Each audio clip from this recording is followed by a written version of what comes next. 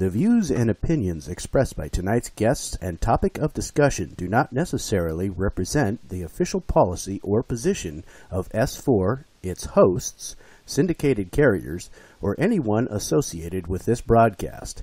Any rebroadcast or reproduction of this broadcast or podcast without express written consent of S4 is strictly prohibited. Listener discretion is advised. Because we don't understand how life formed, it is difficult to estimate this probability. The likelihood of a complex molecule like DNA being created by random collisions of atoms in a primordial ocean is fantastically small. In an infinite universe, it would happen in some places, but they would be very far apart. If we want to find advanced intelligent life, our best bet is to listen for radio signals.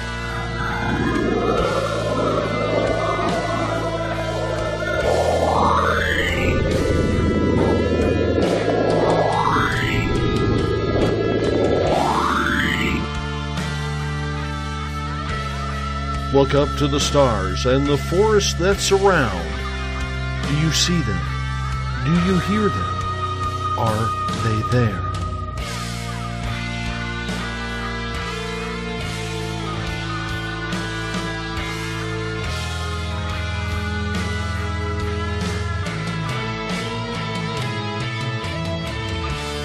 SpacedOutRadio.com presents S4 with Forest Moon Paranormal's Eric Cooper and friends. Also, take the time to join the Forest Moon Paranormal Facebook group. I knew I should have made a left turn at Albuquerque.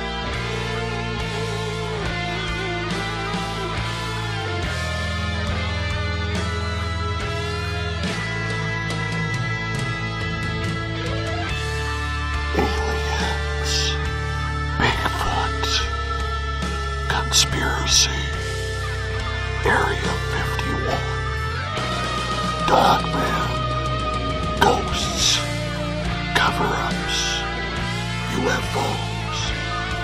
The hidden will reveal itself.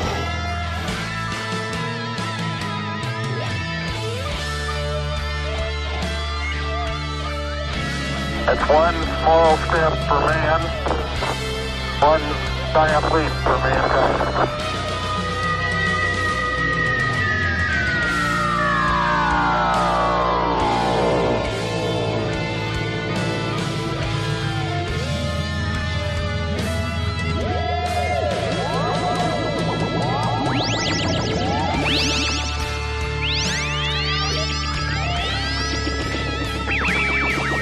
Buckle up, space travelers. It's time to go live on S4 with Eric Cooper.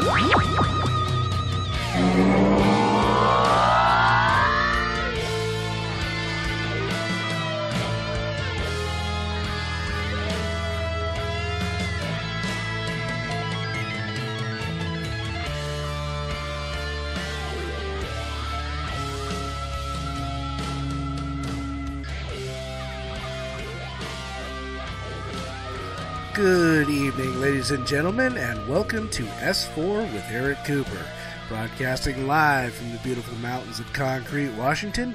Tonight we are having our monthly roundtable, where our panelists will bring 3 questions to the table for us to discuss. Tonight on our panel we have Eric Markham, our FMP scientist, R. Keith Andrews, astrologer and alien specialist for FMP, owner and operator of Spaced Out Radio, Mr. Dave Scott, myself, Corey Reese, and your host, Forest Moon Paranormal Zone, Mr. Eric Cooper.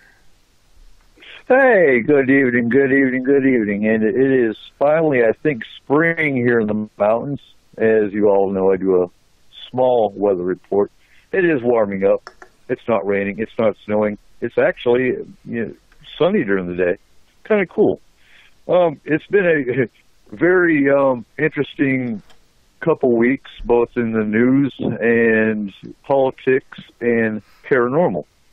So it's going to be a quite lively roundtable, I believe, this month, which is why we kept it somewhat small, so we can actually nitpick and pick apart some of these questions.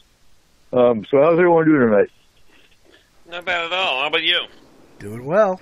Oh, Tired. For having me on, guys. Always a pleasure. So let's get right down to it.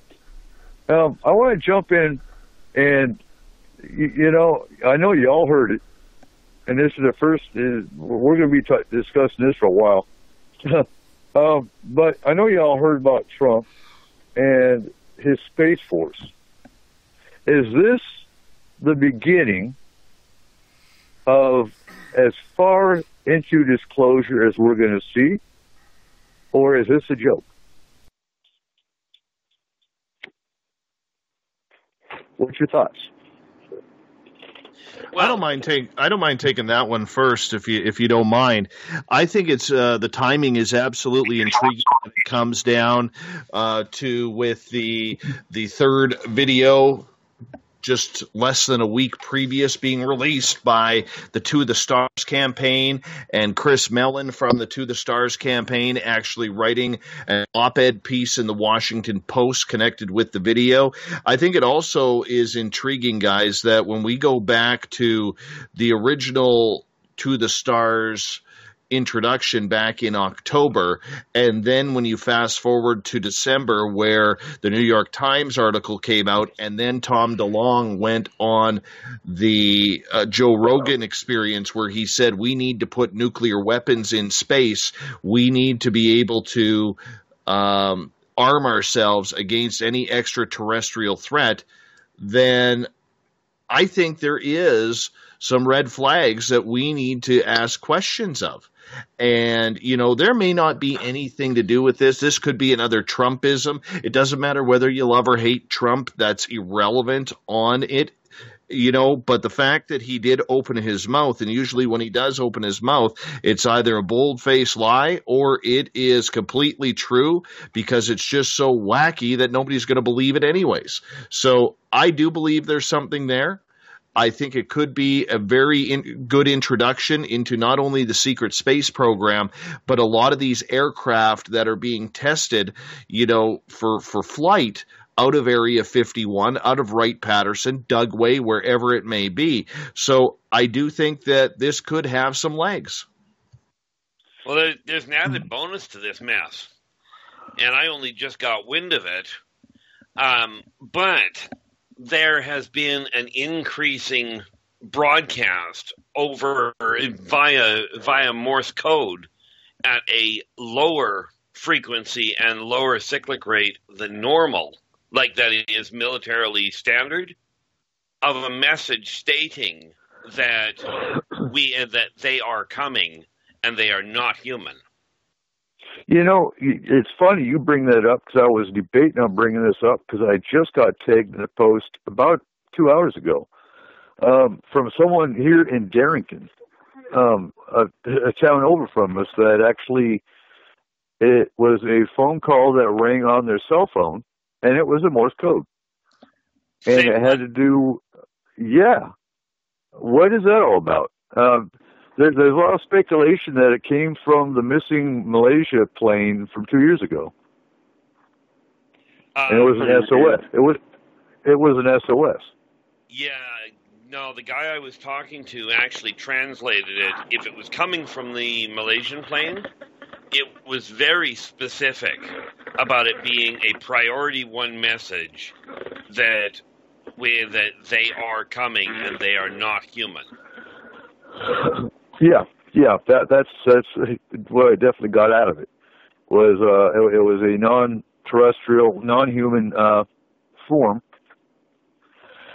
and it's really ironic that we keep on hearing about Nibiru and Planet X, whatever you want to call it. The newest.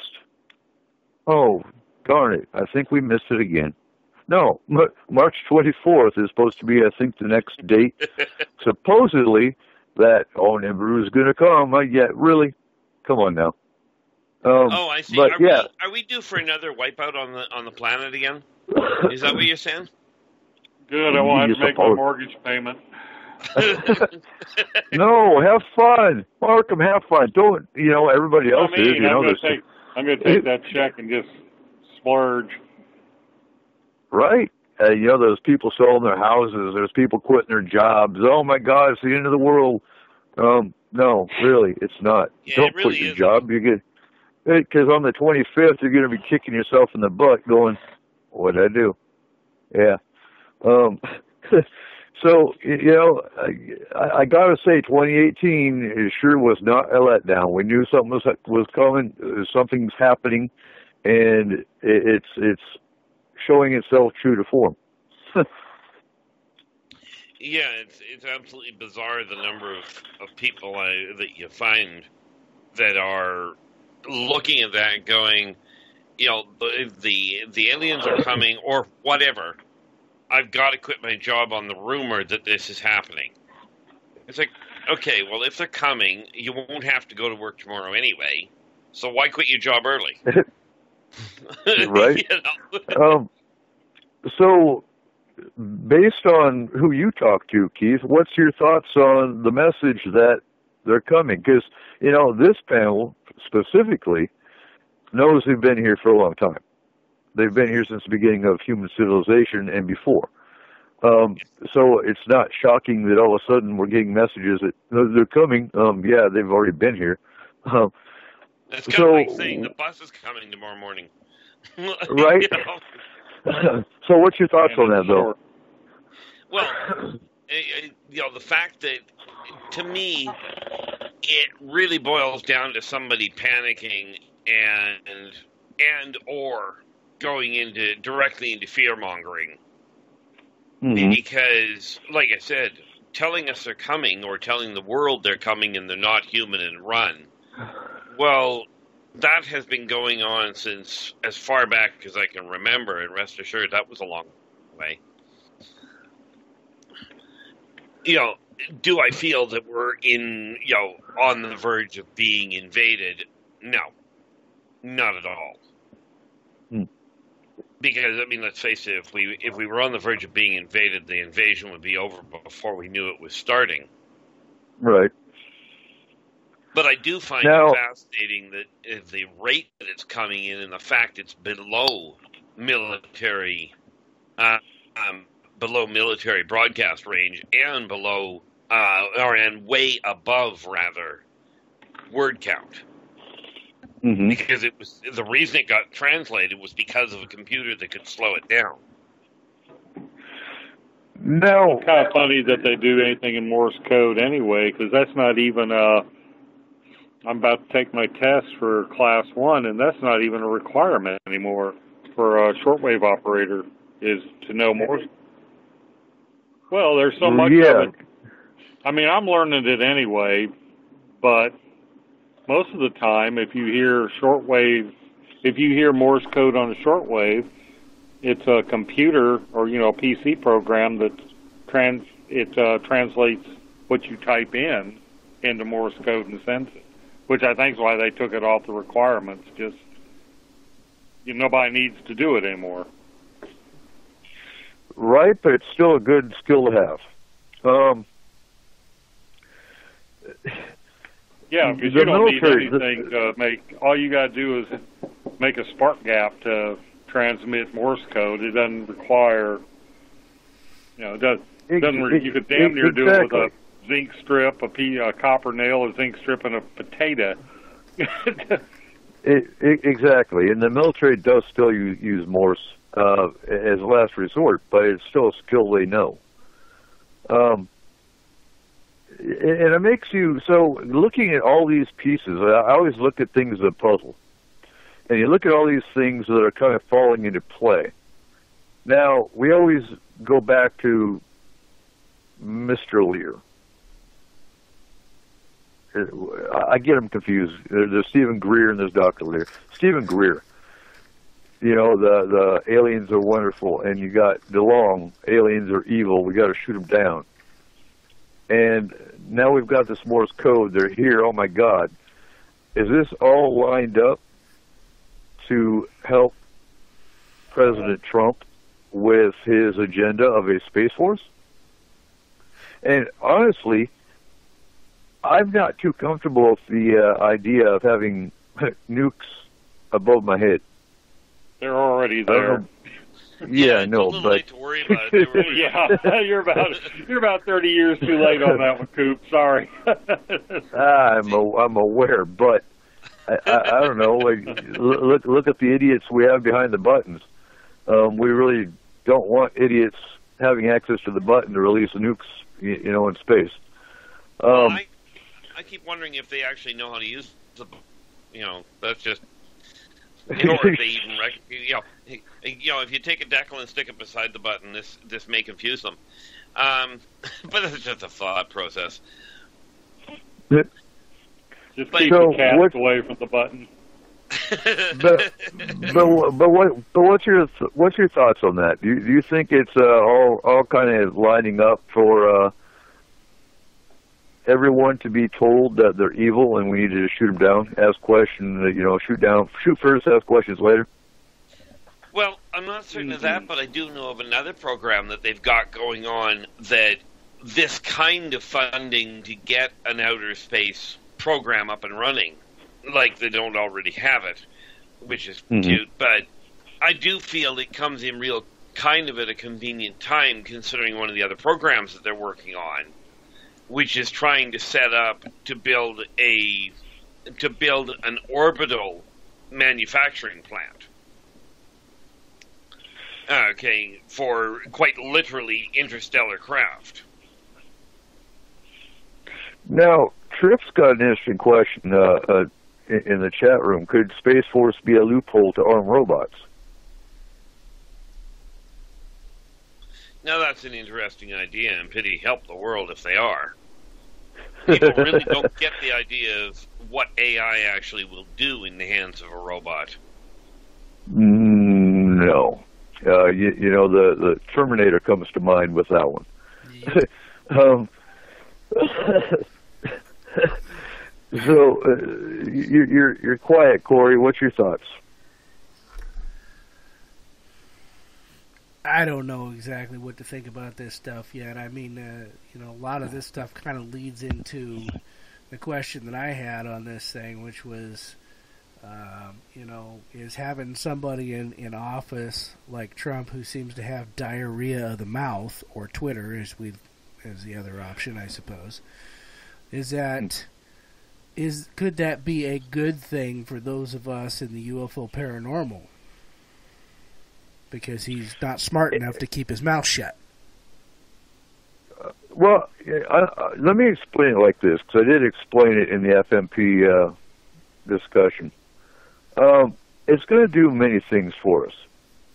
Having Trump on his platform, sitting here talking about, and he didn't come out and say it's aliens, because a lot of people are saying, well, he's talking about having a space force for cleaning up the space debris and taking care of satellites, and in case another country goes up into space and attack. No, actually, read between the lines. In my opinion, but of course I'm going to be biased because I've been in this field for over 20 years.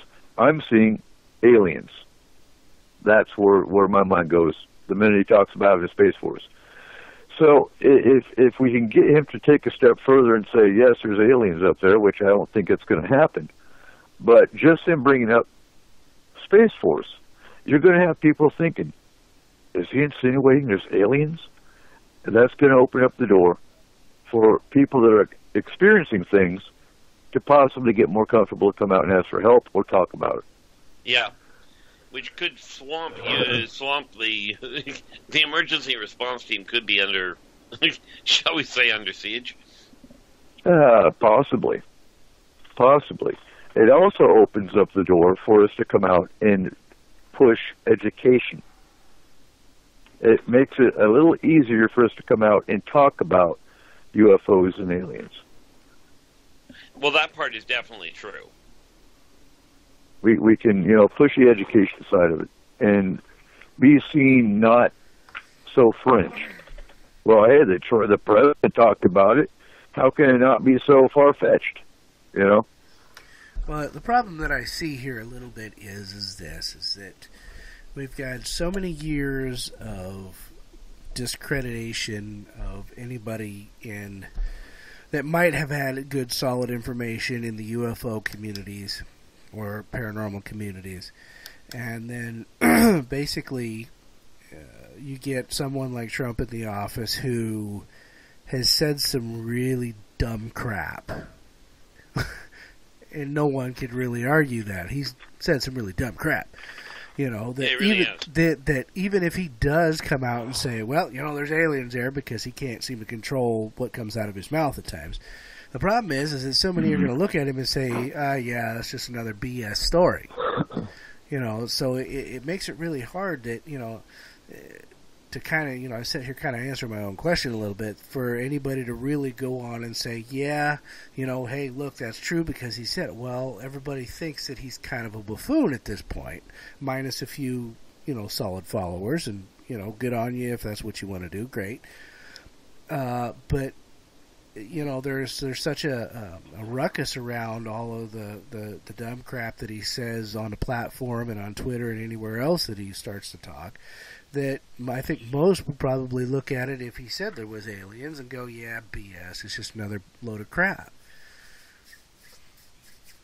Well, the thing is, as far as people discounting it just because of the way they see him, the concern I have, or just observation, is that even if they believe him and a UFO shows up in broad daylight, clear as a bell, right, and the news comes out and says, yep, we're looking at something real, people are still going to question whether or not Hollywood got carried away.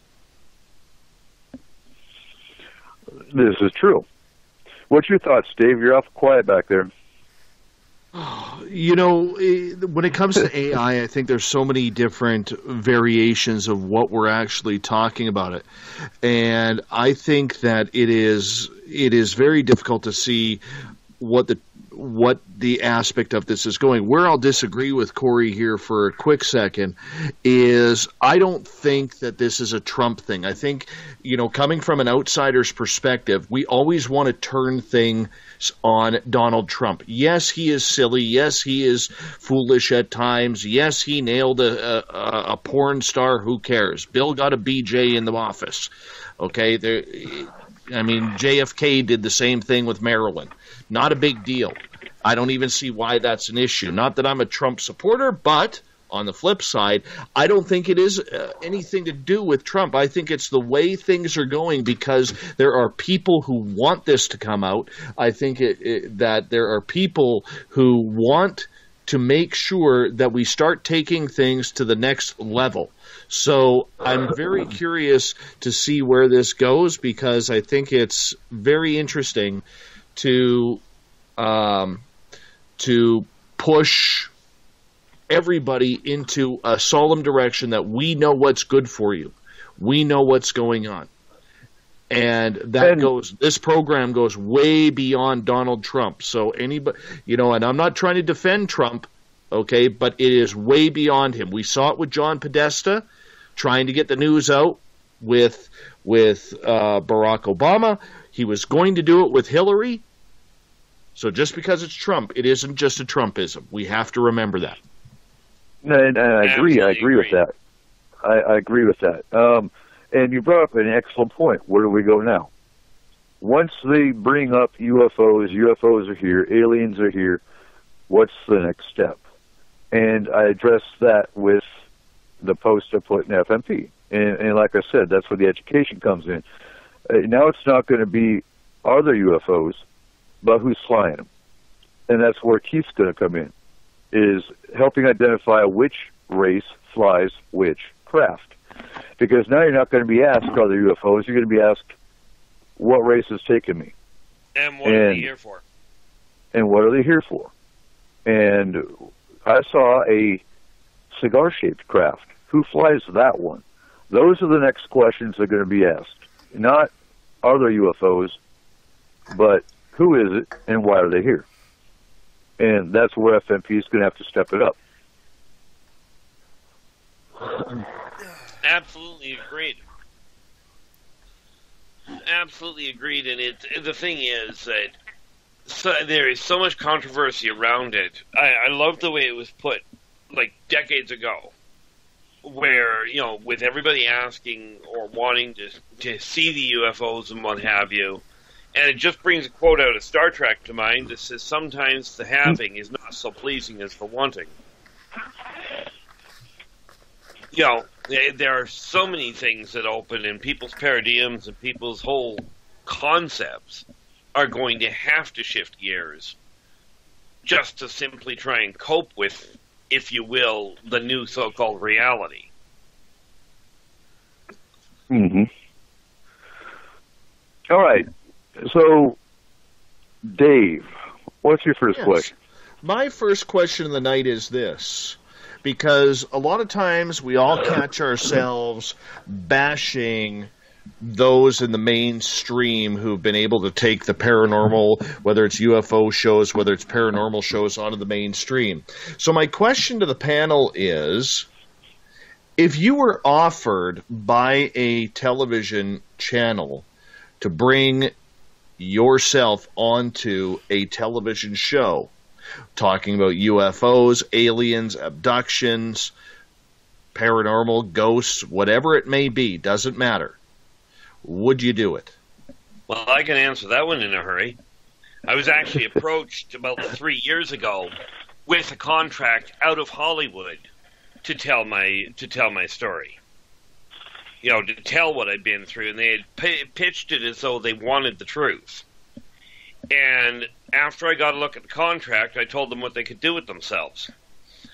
Pretty much in those terms, because the one thing I will say, would I go on TV and do it? The answer is absolutely yes. But watch the contract they hand you, because the one they handed me wanted them to have the go-ahead to alter, change, fabricate, blatantly lie, and breach their own contract with me having nothing to say about it. So, watch the contract. Would I do it? Yeah, I wouldn't even blink, given the right contract and knowing what I know about people's ability to contracts, find some way to make certain that it was actually being broadcast the way it was being said. Good answer. And totally agree. And, on that, FMP actually has a production company that wants to do an emergency paranormal response documentary. And maybe at our next meeting to discuss what they want to do and see where it goes. So, funny you bring that up. Are they mainstream? No. I've talked to mainstream one time. It was a company out of California. The TV show never went anywhere because they were actually looking for the truth.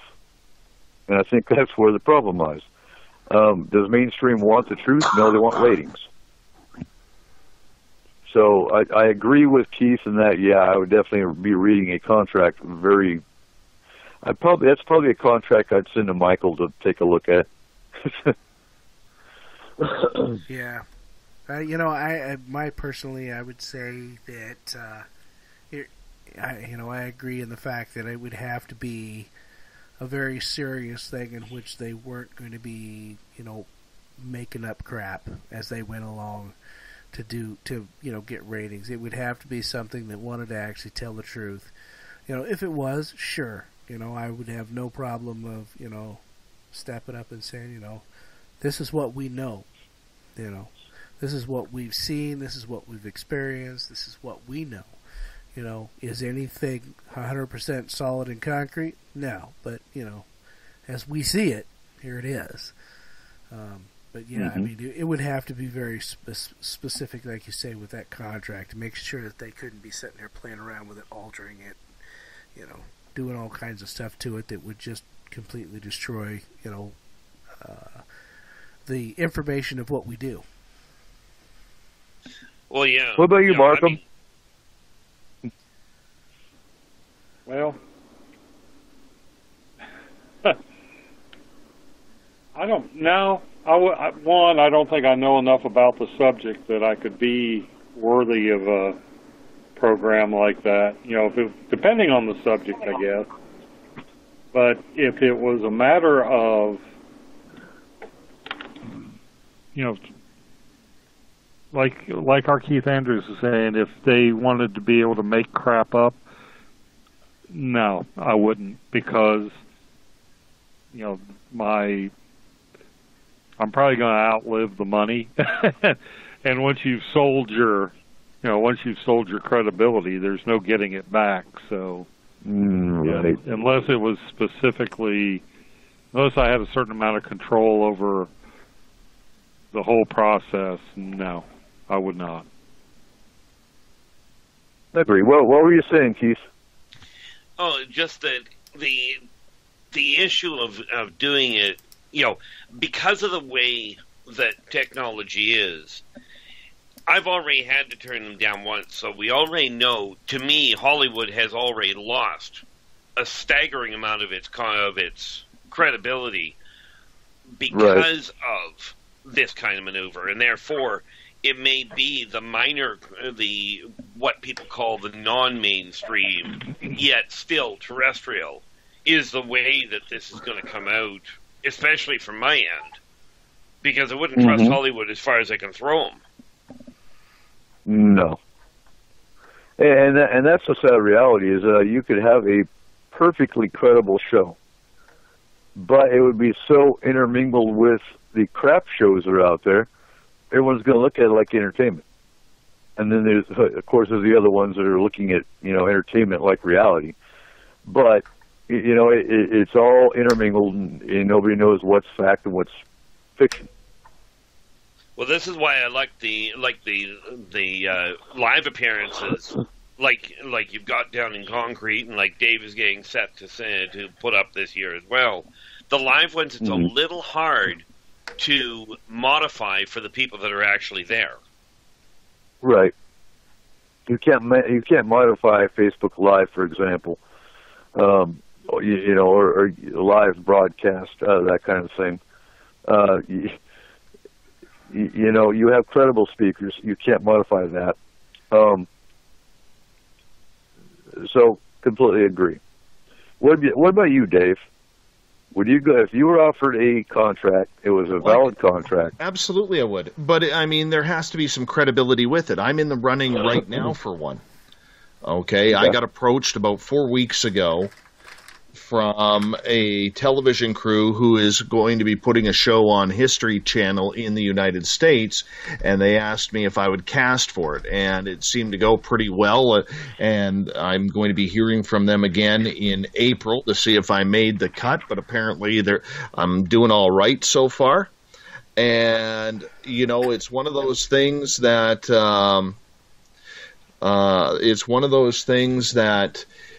I think it can be done, but like I told the show, I said, this show will fail if you don't do something different, and that is bring credible people on. I said every other show has the same people over and over and over again. You can't do that. Everybody is sick of those people. You have to be able to go further. You have to push it further. You have to be able to do something different to captivate the audience.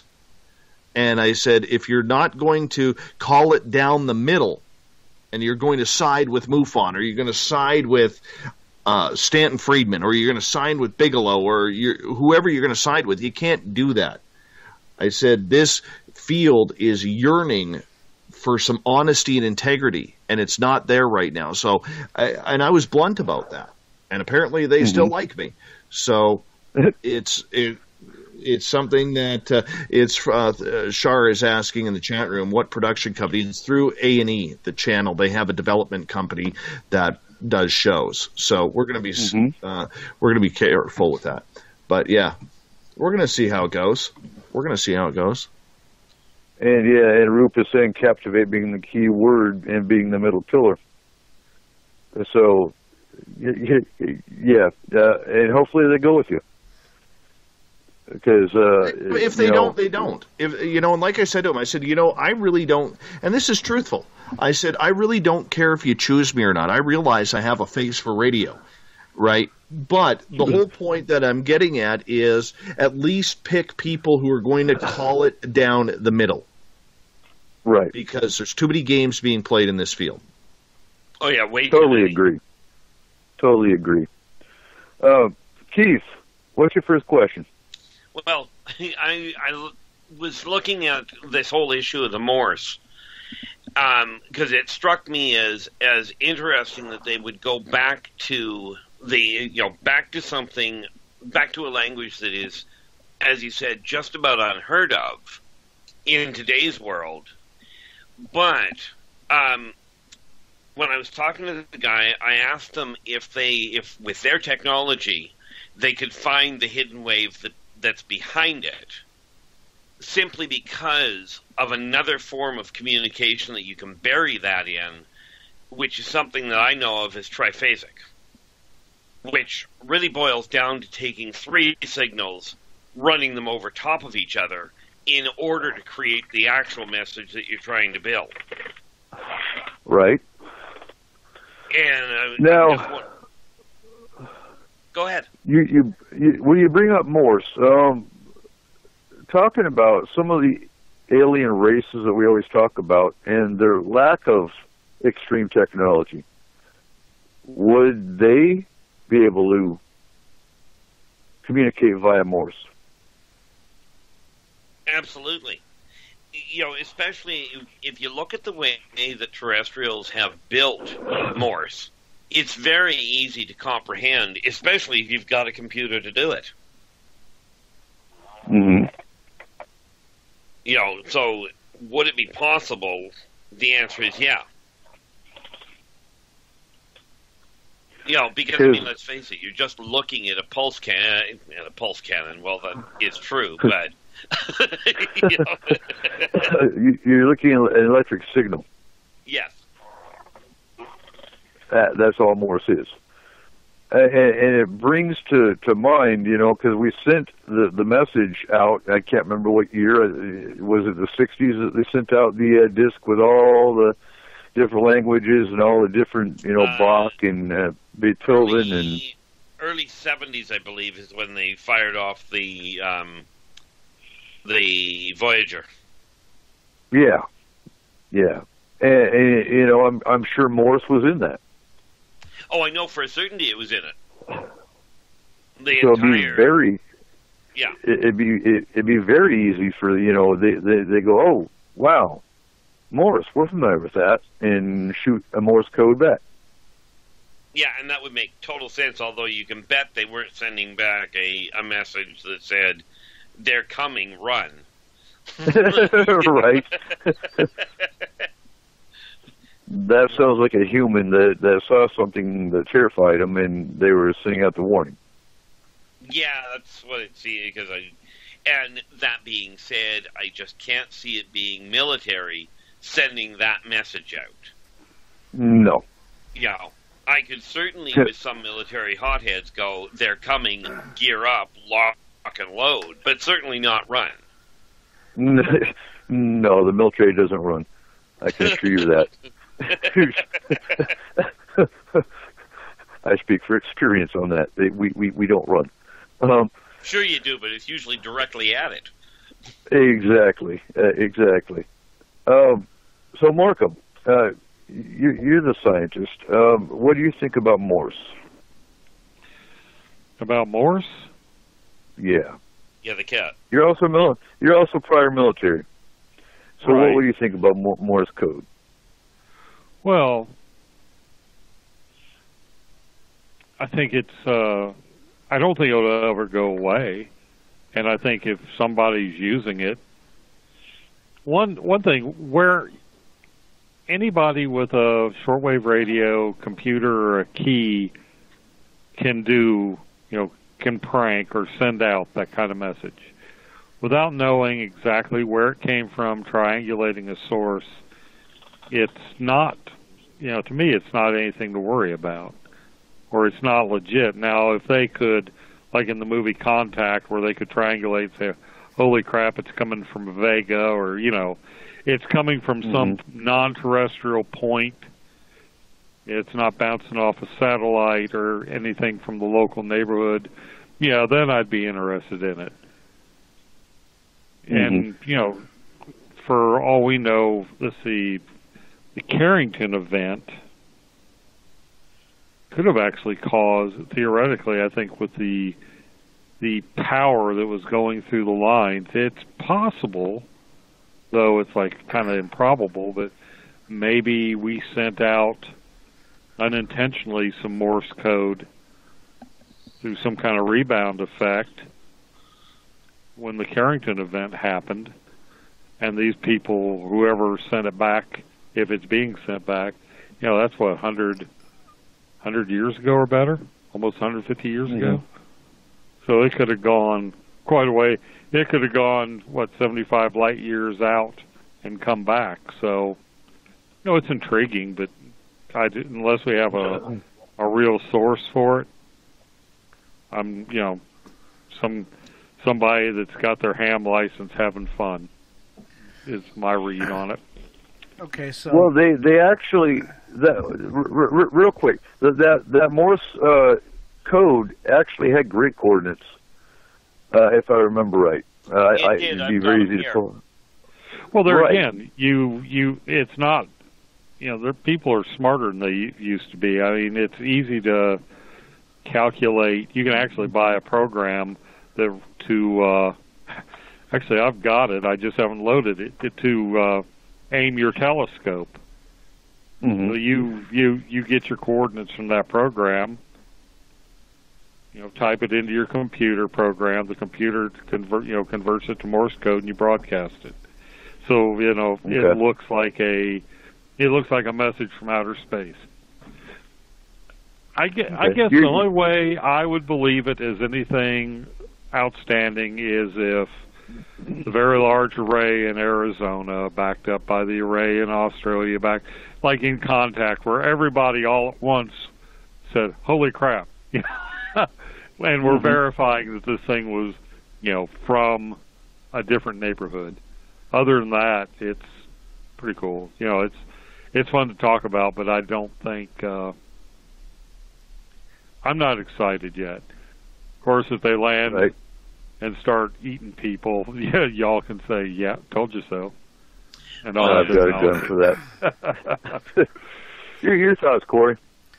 So, two things. Is one, Morse code, you got to think of it on a radio wave type thing, because basically a lot of your Morse goes out radio wave instead of hardline. Radio waves can travel a long ways, and it doesn't necessarily travel in just one direction. It travels in lots of directions, including up and out through the atmosphere.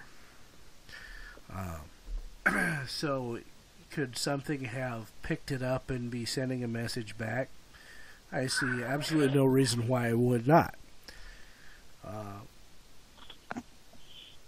Secondly, is that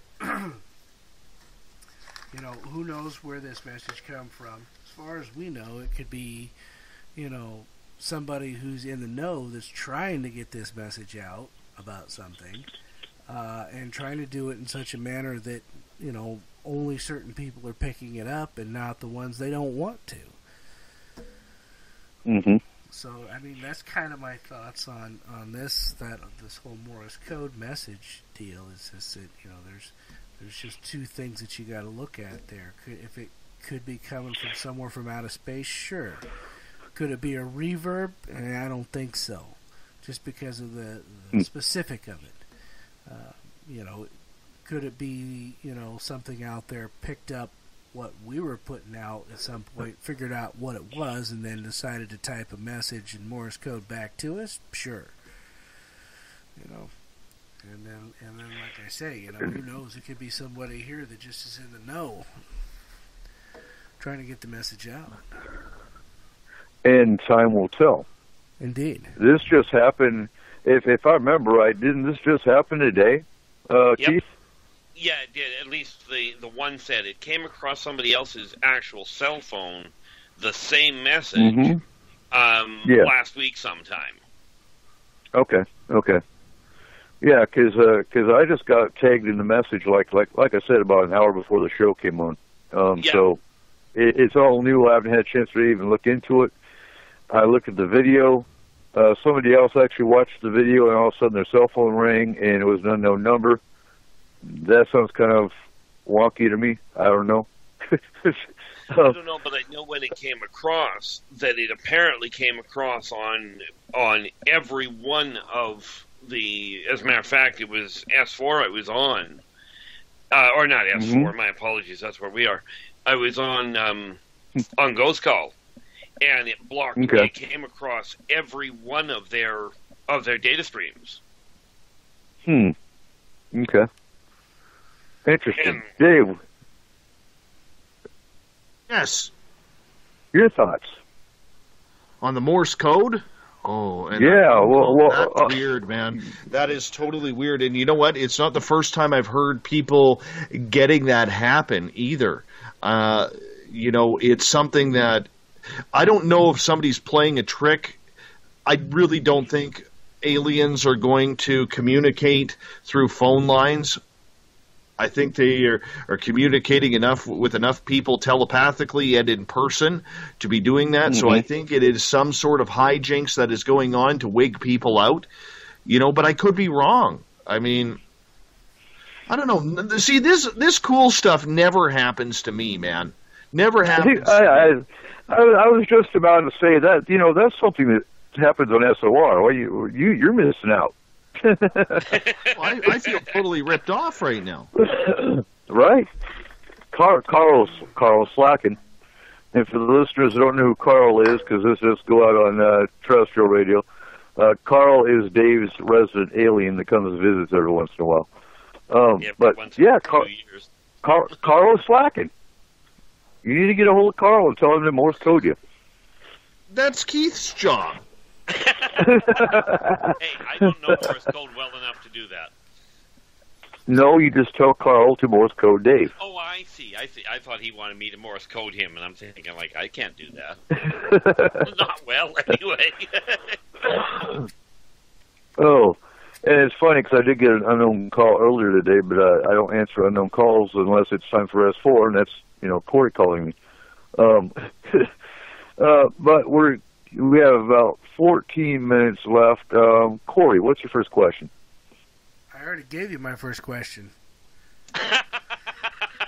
You did? Yeah. Try the second one. Weren't you paying attention?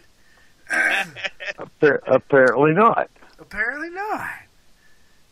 Yeah, my first question was about a loose lips Trump, remember? Okay, He's the one that started the shindig. Yeah, gotcha. Okay, so Markham. What's your first question? Has anybody ever heard of spirit keeping, which is apparently something in the... it's something I stumbled on. No. It's actually like keeping elementals. Think of some mythical or spiritual creature or entity, and there's apparently a community of people who are convinced that they are. I guess somebody didn't want to hear that question. Nobody wanted to hear that one. I had to pull two. It sounded interesting, too. Well, I think you should try and get him back, because, you're not doing that right now, but... Let me guess. The whole last 2 minutes was not picked up. It dropped off about 5 seconds ago. I just pulled you back, so... It dropped Cooper okay. at the same time. Yeah. What's going on? I'm getting cut out too early. Yeah, I don't know what the heck happened there. Yeah, we got the spirit-keeping question. Well, I'm just curious, I stumbled onto this thing, apparently, as long as I've been involved with the paranormal. This is yesterday, Saturday morning is. Well, I was talking to you, Coop, when I discovered. Yeah. That's why I laughed, because we were talking about this last night. These people are, if it's a subcall, if it's legit, it's interesting that it's flying that far below the radar. But if it's, delusional there's a hell of a big community that's delusional. So I just wonder, I'm kind of new to this side of things. So what do you guys think? Well, that's very sad because that's what makes work for Forest Moon. These are the people that get wrapped up in these kind of people that are conjuring, essentially. Now, 6 years ago, when we first started doing the astral, we were dealing with people that sold haunted items. They sold like vases and things like that were supposed to hold the souls of beings, and that was a thing back then. That's 6 years ago. So it doesn't surprise me none. But what you stumble into now isn't so much people that are selling the items, but they're actually, and I'm not sure how they're doing it because it's, like you said, you just stumbled into this last night. But they're actually basically conjuring a demon, conjuring a spirit, conjuring a fairy, whatever the person's paying for, and sending it to them. And binding it to whoever. So I'm, hell, I'll be honest. I sent off. It was a penny. So I'm doing research. I'm going to see what this is all about. And I will be the first one to. I honest to God think it's an open joke or But hey, for a penny plus postage, if somebody has figured out a way to make a living for themselves on a penny plus postage, God bless them. I wish I'd have thought of it. In fact, I may run my own. But no, these people, I don't know if it's a case of, well, I got skinned out of, but some of these people are spending good money, more than a penny. It's like, okay, I bought my succubus for $35, and isn't she wonderful? And coming from a Catholic upbringing, to me, you talk succubus, that's a demon that you use the Book of Tobit to ward off.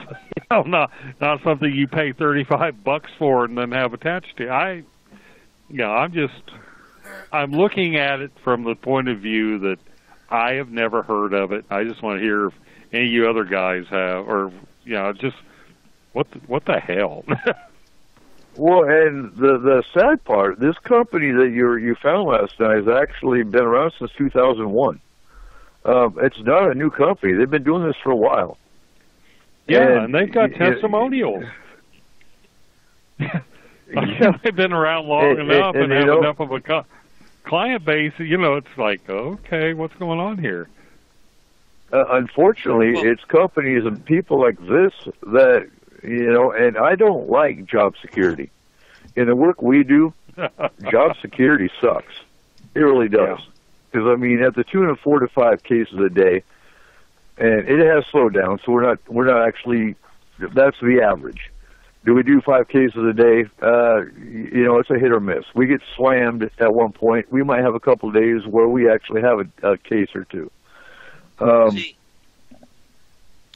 I've heard of it before, but the last thing you want to be doing is buying somebody else's spirit slave. Because I'll tell you, they don't take kindly to it. And it's not like a human slave that you can beat into submission and starve to death. You tick these things off, you're not going to hold them, and if you do, you don't want to make the mistake of setting them ever free. And by the way, when you die, they get released. This is not a good thing. Yeah, and these things are bound to the one that buys them. And like Markham said, he's paying a penny. He's going to be our test guinea pig, essentially.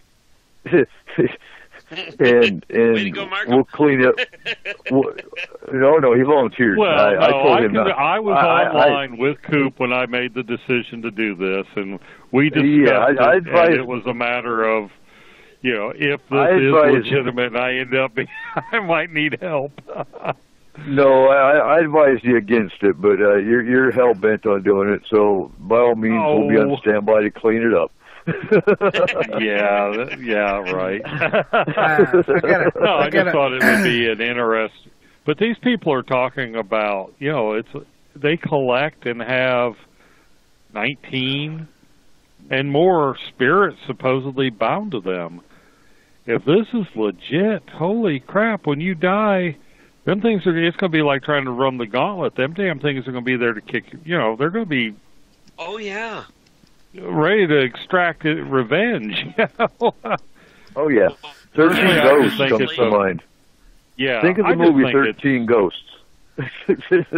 Well, I think it's just a subculture. It's like people who drink blood and pretend they're vampires, or get naked and run in the woods and howl at the moon and pretend they're werewolves. I might be wrong, and I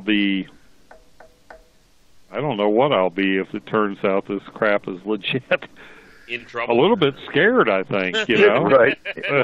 In trouble. So basically... In trouble. So basically, one of the top paranormal people advised you against it, and you went ahead to go for it anyways. The phrase that comes not really. The phrase that comes to mind is stubborn as a brown mule with a lobotomy. Well, there again, stuff like that tends to bounce off of me too. Well, keep in mind, I live in a haunted house. These things, once I got to grips with that, I haven't had near the trouble I have had in the past. And things like that don't seem to, I don't know, I guess I can't get past the skepticism or something. One of the problems of being a diehard scientist. Just remember, Markham, the curiosity killed the cat. But, like I said, FMP will be here to clean it up. I ain't got that much longer to live anyway, so I might as well go out in style.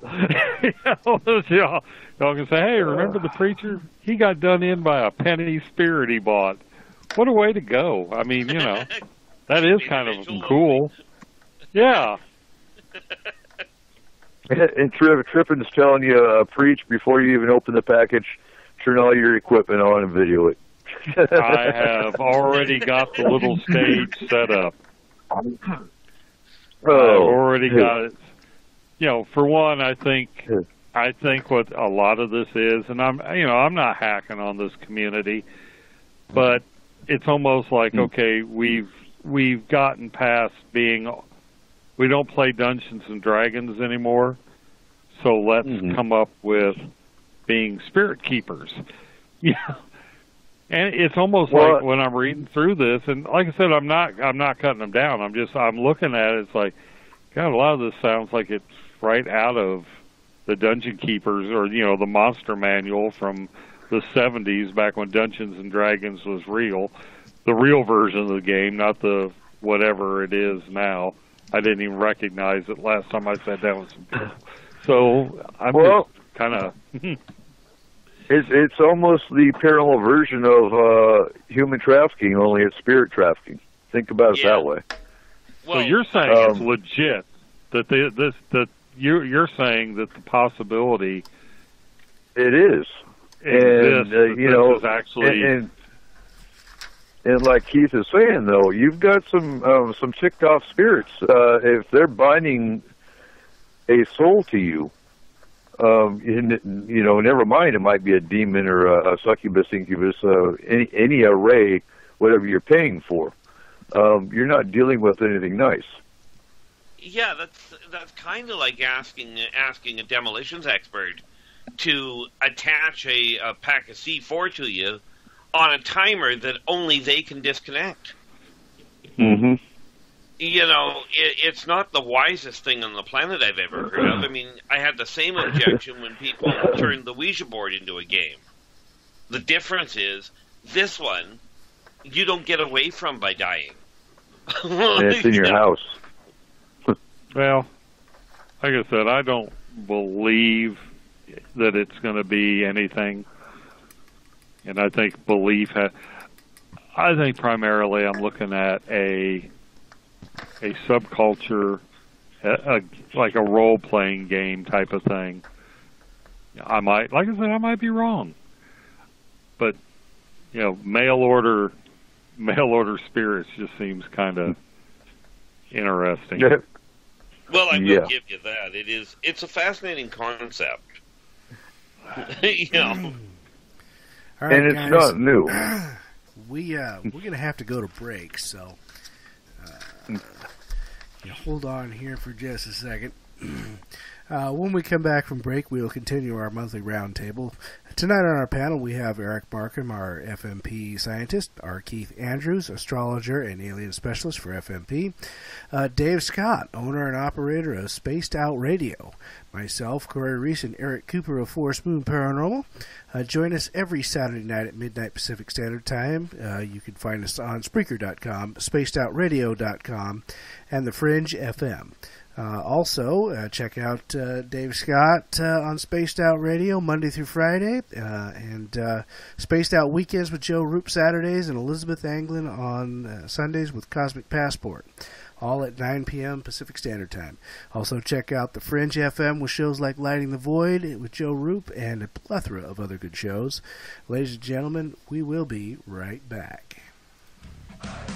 Hi there, this is Dave Scott from Spaced Out Radio, and I want you to come on a nightly journey. Starting at 9 p.m. Pacific, midnight Eastern, every Monday through Friday, you can come hang out with me and the other space travelers.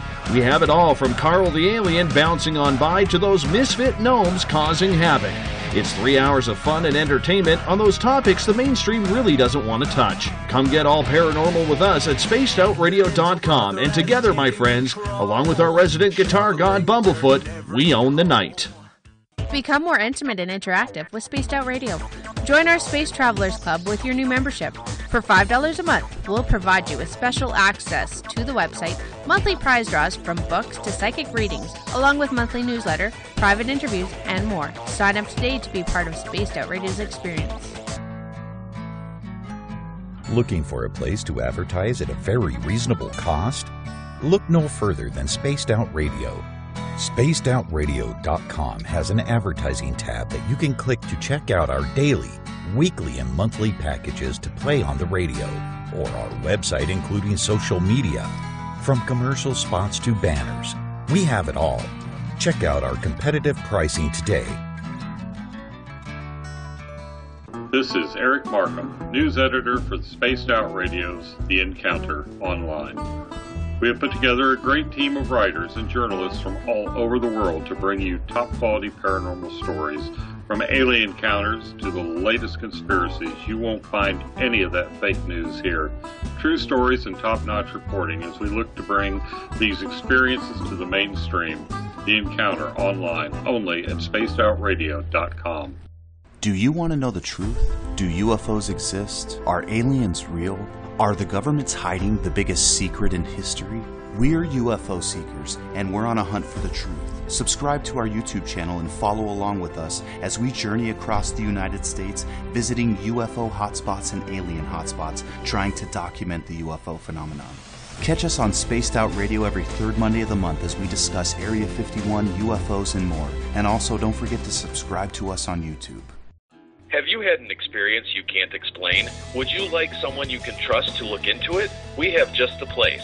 The SOR Sightlines Report is the place for you to find answers. Whether it's Bigfoot, UFOs, Dogman, ghosts, aliens, or anything strange, the Sightlines Report will get you connected with one of our expert researchers to find out what's going on. All of your personal information is kept 100% confidential. The SOR Sightlines Report, a place for you to find the answers you need. Only at spacedoutradio.com. Welcome to Spaced Out Saturdays with me, Dave Cruz from Beyond the Strange. Our weekly feature on spacedoutradio.com will take you around the world discussing everything from the paranormal to the latest conspiracies from the top guests in their fields. We won't leave any story uncovered. Spaced Out Saturdays at spacedoutradio.com, starting 9 p.m. Pacific, midnight Eastern. You hear footsteps in the empty room above you. A rocking chair begins rocking by itself. Don't be afraid of the things that go bump in the night. Reach for Spirit Storybox, the iPhone app the Huffington Post UK called the only ghost hunting app you will ever need. Spirit Storybox. The spirits are telling their stories. Are you listening? It's Cosmic Sundays with me, Elizabeth Anglin, in Cosmic Passport. Let me take you down a 3-hour spiritual journey where we will get into everything from ET contact to Psychic Sundays. It's a journey of listening and learning together with some of the best professionals in their fields. You can tune in to Cosmic Passport at spacedoutradio.com every Sunday, starting at 9 p.m. Pacific, midnight Eastern.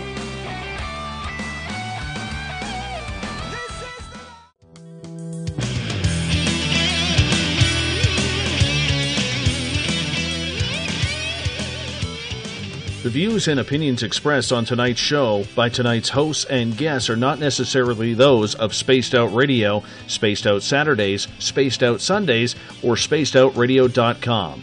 Listener discretion is advised. And now back for hour number 2, we have Corey Ruiz, Eric Cooper from Forest Moon Paranormal, and S4. You can find Forest Moon Paranormal on Facebook. And for more information on S4, visit spacedoutradio.com. And now, here's Eric Cooper and Corey Ruiz.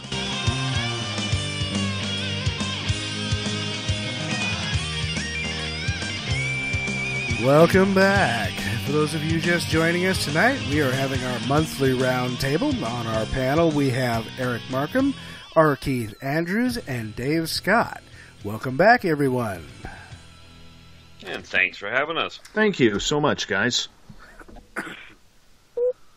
All right. Let's see. We were talking about spirit trafficking. So, Dave, what's your thoughts? You haven't interjected on this one yet. I don't even know where to go with it. Honestly, it's a brand new term for me. This is what I love about the preacher. If there's something new that's going to come up, it's going to come from the preacher.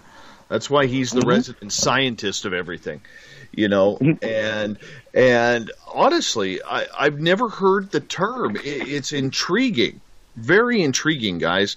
And I apologize, I don't have much to speak on it, but I honestly have never heard the term before.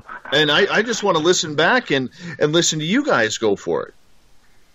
Well, you need to get a hold of the owner of that company and have him on the show and hear his thoughts.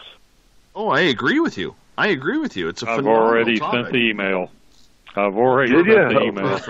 Yeah. That's like, this is totally new to me, and, you know, would you be interested in talking about it on a radio program? And, you know, it's like, Spaced Out Radio. He can be on SOR because I wouldn't be too nice. Dave's more diplomatic with. Well, that's what I thought, because I thought, okay, if this is legit and these people are trafficking in spirit, and you made your, last night when you said, well, they're making work for us. Yeah. That won't be it. I just think it's like a bunch of friends that got together. I don't know. I bet it's just a bunch of friends that got together and said, hey, let's. I'm doing some research right now, and I'm trying to see, okay, who's active, what screen names are active, some of these posts haven't been around, some of these threads haven't been active since 2008, some of them are more recent. I'm researching them, and like I said, I'm not out to bust the bubble, but everybody needs... Tripp's bringing up a good question. Is spirit trafficking the same as haunted ghost tours? And I'll say that. About to make that point. Exactly. Is this any less legitimate? No, it's not. Because haunted ghost tours, sure, they're stuck in the location they're in. But they still have free will of whether they want to say, hey, I'm here or not. I'll go on that side of it. Whereas when you're talking about spirit trafficking, these are spirits that are actually bound, and they will bind them to the person that bought them, whether it's a penny on their sale day or $35, $100, whatever the case is. These spirits don't have the option. They're stuck. It's no different than some of the cases we do where there's an angry negative spirit that's got a bunch of them trapped. But in this case, these are humans. They're living. So, well, I got to look at it like this. Okay, they're saying we're selling you this. Name your spirit, and people are perceiving that they're getting something for their money, something tangible. Is that any different than? And I don't want to call out anybody because we all know people that, offer cleansings, offer clearings, other psychic, wares. I'm not talking about our rescue team efforts, but, we all know somebody who, for $15, I'll do a reading and set your life in order. I'll reset your, is there any difference between what they're doing and what this website's supposed to do? Well, there's one difference I can see, assuming they're legit. Now, if it is simply a case of a marketing thing, they send you a penny, there's nothing to it, whatever. If that's all it is, then no harm, no foul. But if they are, in fact, finding spirit, the comparison between it and the ghost tours, okay, not by an individual, but by a circumstance. So when you guys go into a ghost tour, or when somebody goes in, if you don't know how to change it, like how to help them, you may as well be going in, pointing at somebody that got stuck in a hole and go, look at that. But what they're talking about, if they're legitimately binding a spirit, they are going in, kidnapping a spirit. They are capturing a spirit and binding it and selling it. That is slavery. That's slavery, yeah. That's very different. That's definitely wrong. Then the best thing I can do, if this thing is legit, expose them. Expose them or free up whatever. If there's something arrives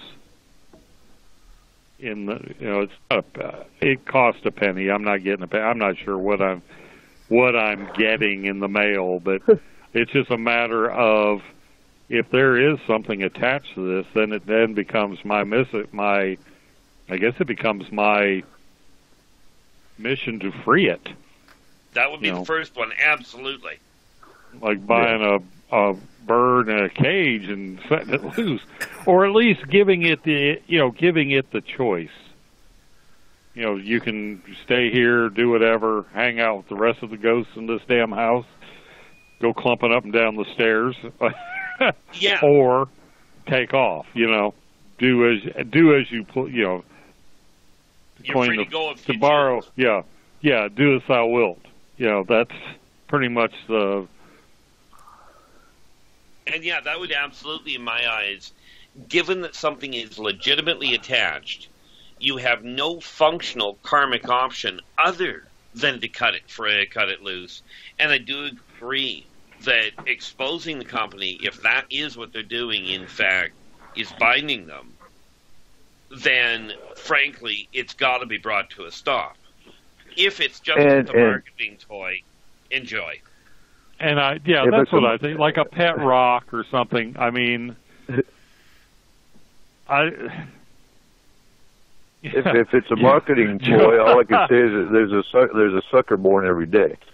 If it's a marketing ploy, the preacher's going to come up with his own version of it and get rich off of it. Just letting y'all know. This is why it's a good thing that we got you actually doing it, because we know you're going to look at every option now to check the veracity of it one way or the other. And let's face it, do the right thing. Well, I mean, I just don't.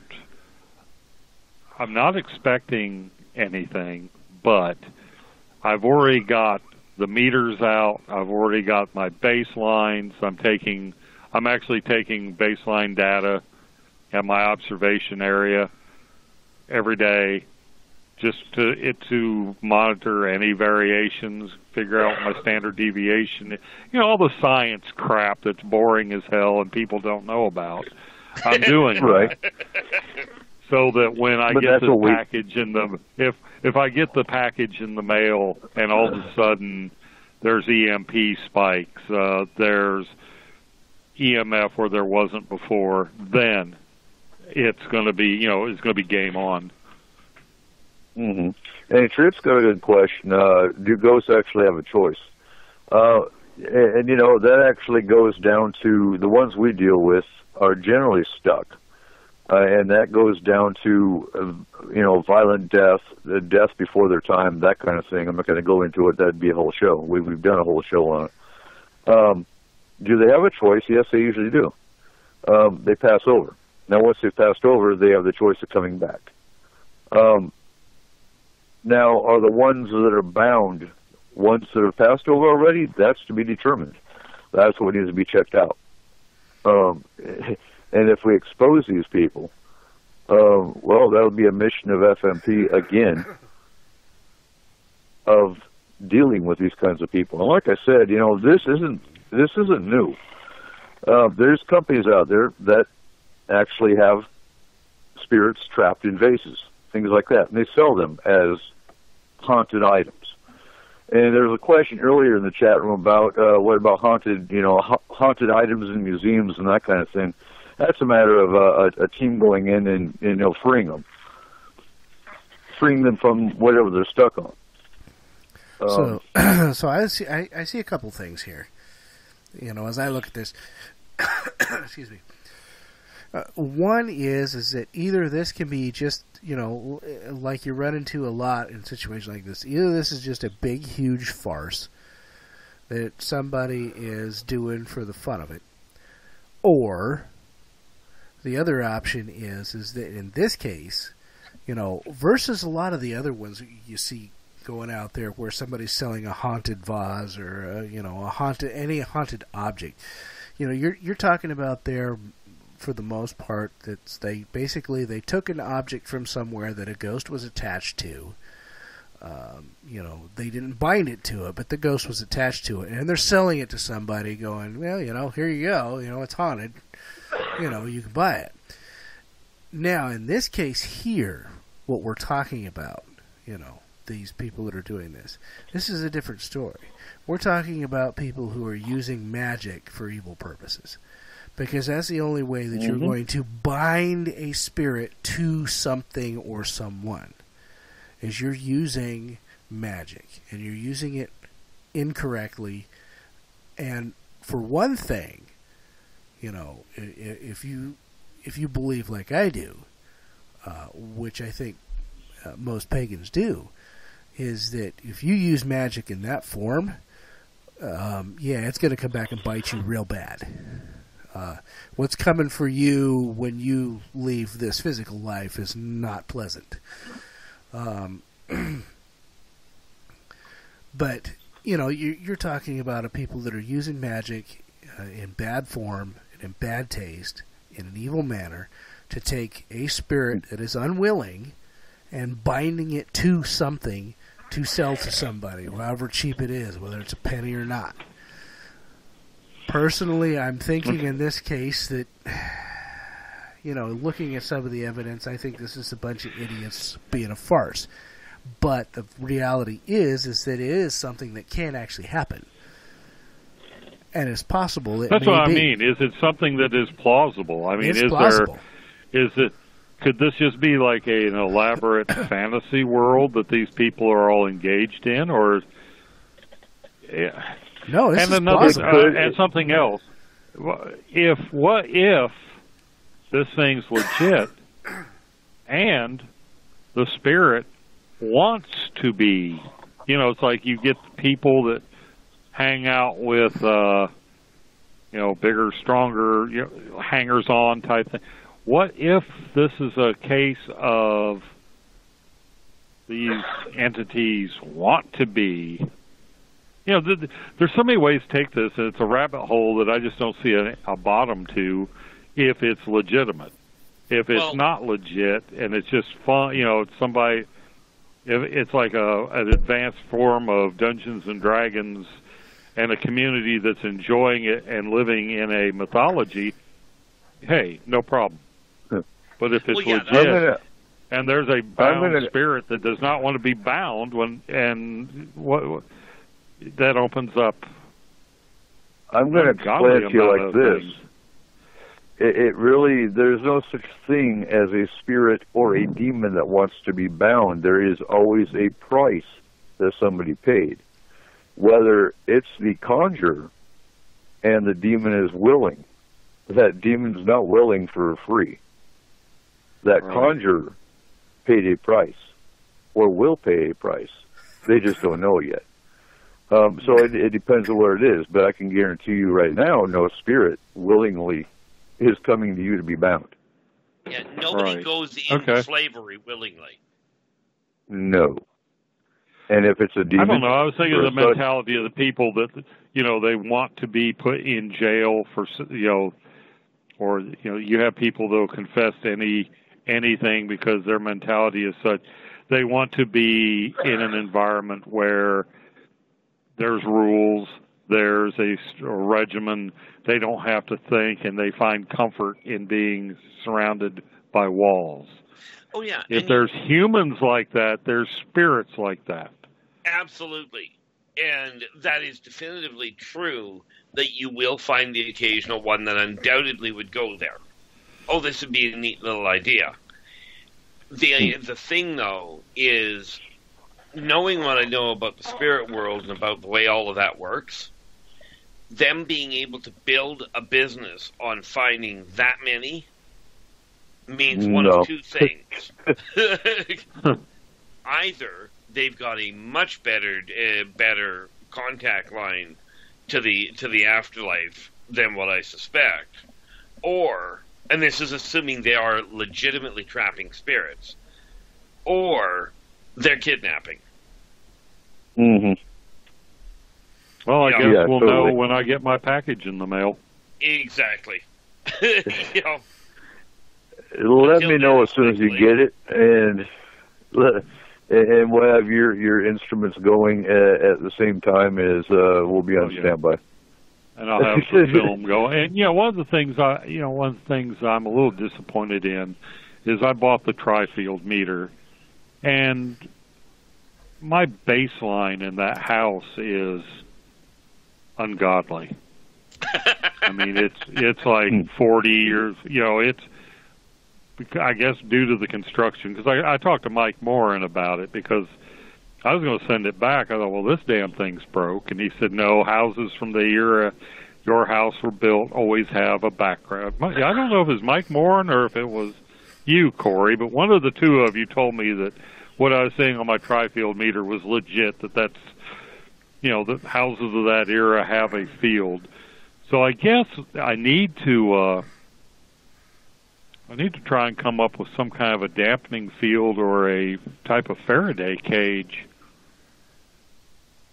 for opening day. No, not really.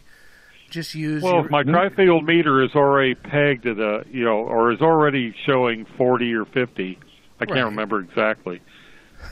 If there is something there, maybe it's a lower value, and it's like whispering in a rock concert. Is what I'm getting at. You've got a weak signal trying to carry through a bigger signal. If I can get my background noise down to zero, if there is something happening, it'll show up on the tri-field. So, I'm going to do something here real quick.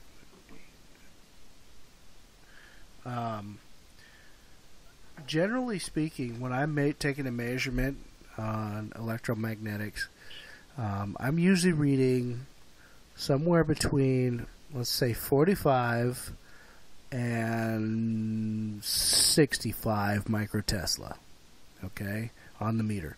Almost always. And that's a normal reading, okay? And that's almost anywhere, because you got to realize that the Earth itself is going to have a certain amount of electromagnetic field. So you just have to figure out where your baseline is. So, you've got an older house, I don't know how well updated the wiring and stuff is in that place. If it's got the older wiring and stuff, you're going to have a little more electromagnetic field. Now, the big thing is if you can figure out what that baseline is, and then, something like an attachment to that object, whatever it is going to give you a reading that does one of two things. Either it's going to suck the energy out of the room, which is going to drop your meter considerably, or it's going to spike it. One of the two.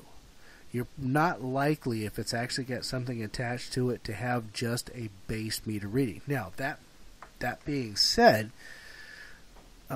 some of the experimentation that I've done is that, generally speaking, and just an average ghost spirit type thing, something that's non-malevolent, or it's not malevolent or anything else like that, generally doesn't put too much of a reading on the meter. Things like K2s and stuff that read at a much lower reading, can be a little more sensitive to those types of entities. Generally speaking, on something like a tri-field or some of the meter stuff that I use, usually if I'm running into something that really shows one direction or the other, I'm usually running into something that's not so nice. So that is. Well, I just think if I can get my signal down to zero constantly, reliably zero on that tri-field, or it's like turning down the volume. If you're in a room speaking to people and the radio's too loud, I want to turn the volume down so that if something's whispering it, I'll pick it up, is the analogy. If there's some way I can get where I open this thing up down as close to zero as possible with shielding and grounding. And I mean, physical shielding, like electromagnetic shielding. That's going to be nearly impossible. Nearly impossible. Just because of the Earth's own magnetic field. That therein lies the tricky part of EMF.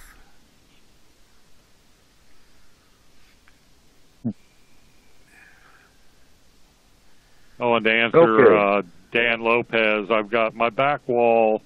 Well, the front wall of the house, where the part I'm going to be doing that in, is concrete with soil behind it because it's built into a hill, and then it's brick. Most of the house on that floor is brick, so that's where I'm at. And the wiring is from, I can't remember if the house is a year older than me or a year younger than me. I forgot, but it was either built in 62 or 64, so that's the wiring I got.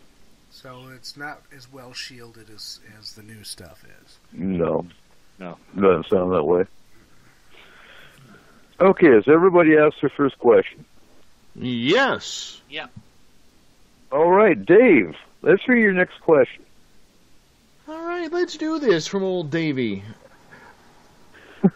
How much do you think both Hollywood movies and video games have had influence on what people think of the extraterrestrial phenomenon? A lot. I think that's a double-sided one, though, because I think a lot of the influence from video games and movies has come from history and what's happened in history. But again, your general population doesn't know that. So today, I would say I agree with Corey a lot as far as the difference you see today versus history. If that made sense, I'm trying to think how to explain it. But yeah, I think a lot of the movies and video games got a lot of their information from history and events that have happened. Yeah, as for how it actually impacts on society, as far as its influence on people, a staggering amount. Because unfortunately, and it's in my opinion, it's not in a good way, because people are being taught that all you have to do is using human technology, you can beat back an entire armada of these things, and they will run in fear from you. And, unfortunately, that is going to cause some interesting problems. Interesting is probably the wrong word for it. And what's funny is, and it's I hate saying funny, but President Trump's Space Force. I look at that and I automatically think Starship Troopers. I automatically think Independence Day 2. Yeah. The minute I hear Space Force, those are the two movies I think of right off the top. Which is so much better than thinking of it being Galaxy Quest. Yeah. Sorry, couldn't resist. What's sad is there's more. I don't know. Correct me if I'm wrong, Keith. There's probably about 50-50 split on good versus bad races. Well, essentially, yeah. I mean, there's a few that are literally neutral, but it's 6 of one, half a dozen the other, and that's even amongst the individual races. Telling people that all grays are bad, or also all reptilians are bad, or all of them are good, is absolutely off kilter. Yeah. Agreed. They're individuals. And, people, you don't see, I'm trying to think, you don't really see any good alien movies. All the alien movies show an invasion. Even on Independence Day 2, they shot down the good race that was there to save us from the aliens that were invading. I mean, it all worked out, obviously, because they always do in the movies, but, and I could see that exact same scenario playing out in reality, if it really came down to it. Well, yeah, which is the scary part about having the military in space, because if that exact same scenario happened, that exact same scenario would play out. I can't say any of our politicians and anyone in the government saying, "Oh, wait, it might be a good race." No, because everyone's conditioned that all aliens are bad.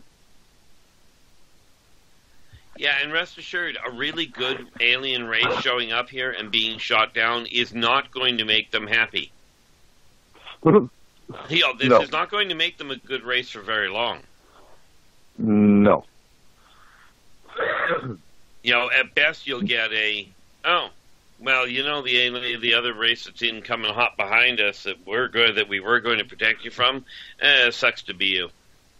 Right. So what's your thoughts, Markham?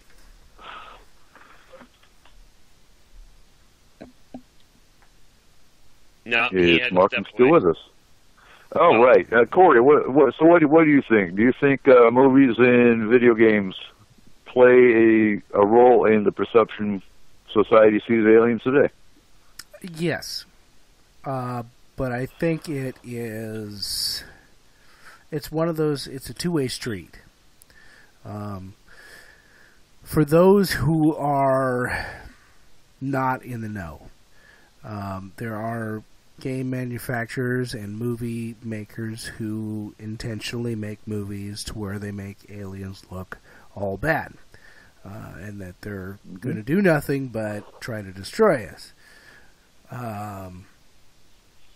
Which they don't really tell the truth much on that, because really, in all reality, if that was the case, they would have done it already, and we wouldn't have even realized it happened until it was done.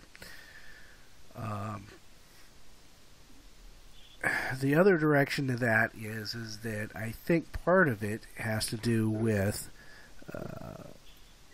the fact that there is a lot of history of aliens coming to the planet, and I think that there are people in the know that end up making different shows or movies or video games that try to depict those things that have happened as a kind of a way to kind of get that information out there under the radar. So yeah, it's kind of a double-edged sword. It works both ways, and as we all know, all of this stuff plays in psychologically with the masses, and so it's, you know, like you say, it's one of those double-edged swords where you've got both hands playing it. I did want to go back and address something here that Trippin had asked about here a little bit earlier in the chat room. He said something about having Markham open that package up in the witching hour of noon or midnight to 3 a.m. and I kind of wanted to give my opinion on the witching hour real quick for Trippin, and it's I really don't go with the whole witching hour so much. I think the witching hour mostly came about with the fact that, you know, that is the time in which there is less activity from us.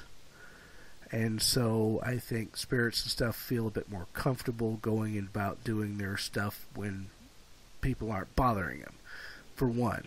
And for two, there's less things going on, so it's easier to hear what they're doing.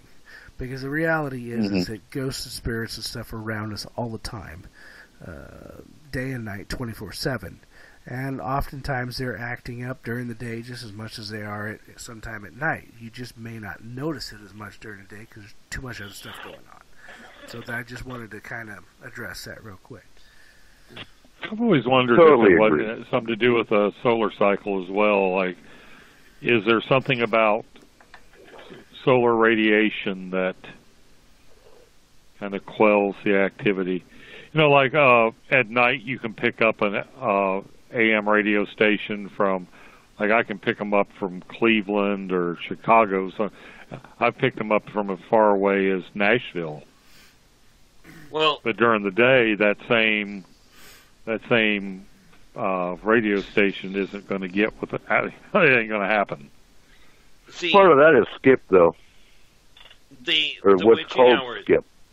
The witching hour itself comes from way back during the peak of the witch hunts, if you will, because it was that time of the day when, first of all, you didn't have to worry about the other people around you. So if you were looking for witches, they're the ones that were out doing their harvesting or doing their rituals, because the locals weren't up and about to see them. Made it far easier to hide. Oh, that makes... Because, you know, the spirit people, the spirits, don't care what time of day it is. No, they don't have Timexes. And the sun, well, frankly, it affects the whole planet pretty much all the time. And if it stops affecting the planet, we could be in trouble. That's where the witching hour. You got 6 minutes to find out. Yeah. Yeah. Oh, I thought you had 8. But okay. Is it 8? I thought it was 6. You might be right. I'm just pulling that off the top of my head. I don't remember. I can't remember how long it takes daylight. I know it'll be out, and there's going to be several minutes before we get the news here on. Yeah, by the time oh crap moments. Yeah. It's like, oh sheep. 2 minutes later, you're all dead. You know.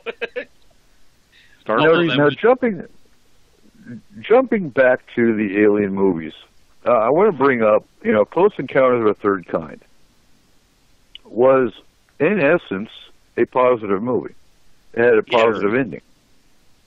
And what's funny about Close Encounters of the Third Kind, because Steven Spielberg actually did the first filming, or the first showing of Close Encounters of the Third Kind to Ronald Reagan. Okay. And his whole cabinet. And Ronald Reagan actually turned around to Steven Spielberg and told him, that's exactly how it is. Yeah, you don't know how close you've come. Yeah. Exactly. That was And, E.T. you know. Sorry, I don't mean to be rude here or one up, but that was E.T. where that happened. Was it? Was it? Yeah, okay. Yeah, Okay. E.T. Yeah, it was E.T. It was E.T. Yeah, Okay. that's it. Yeah, I knew it was that's one of correct. the. But you know, again, E.T. was a positive spin. E.T. was. Yeah, we were the villains.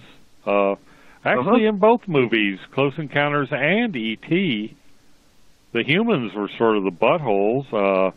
Starman. It seems like in the 70s, early 80s, it was mostly positive. I mean, you had Starman, which was essentially positive.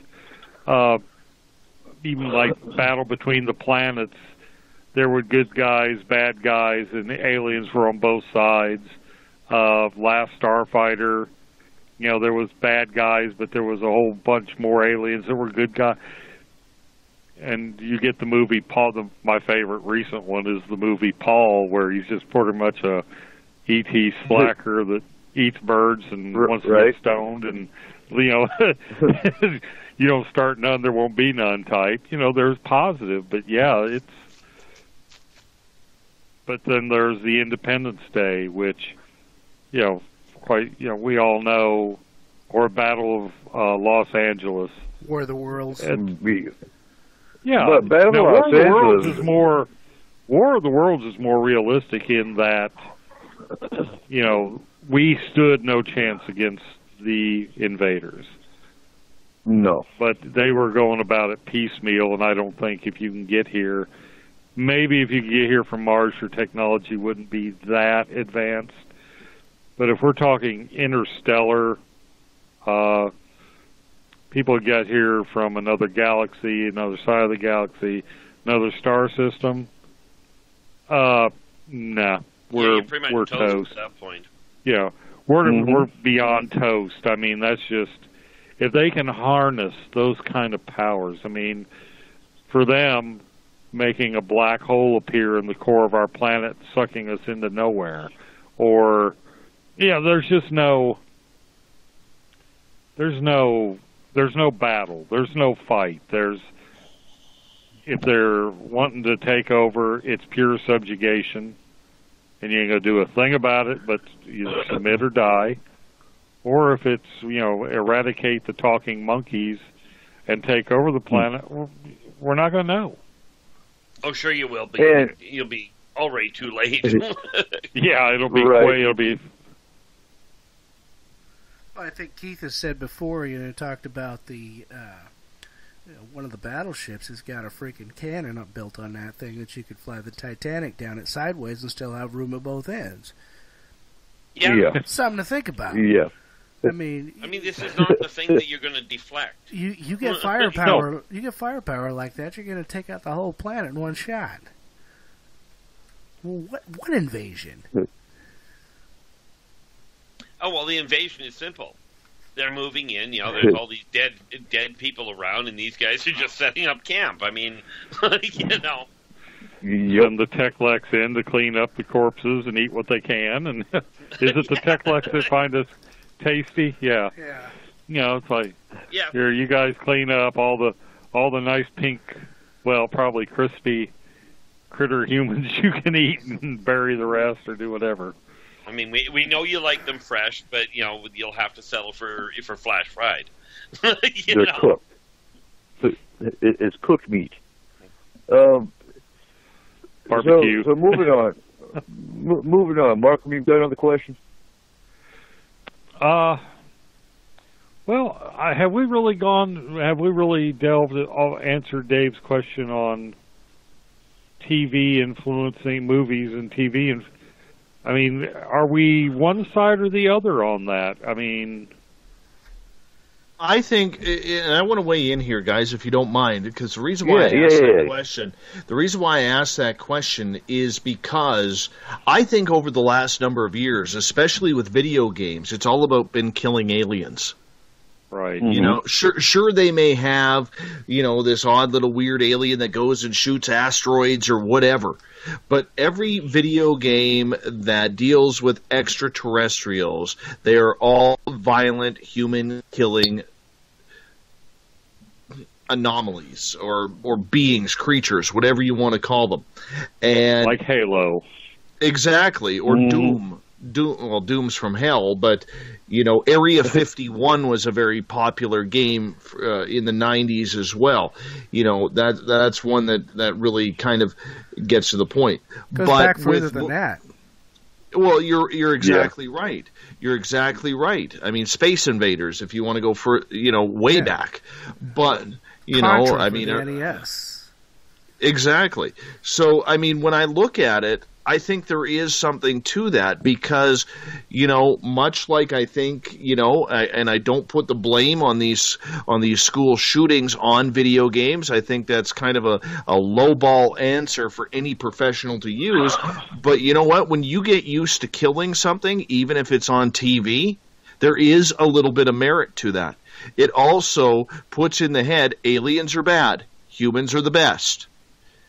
And then with movies, really, since Fire in the Sky has come out, the majority of extraterrestrial movies have seen ETs in a very malevolent light. Mm-hmm. So totally agree.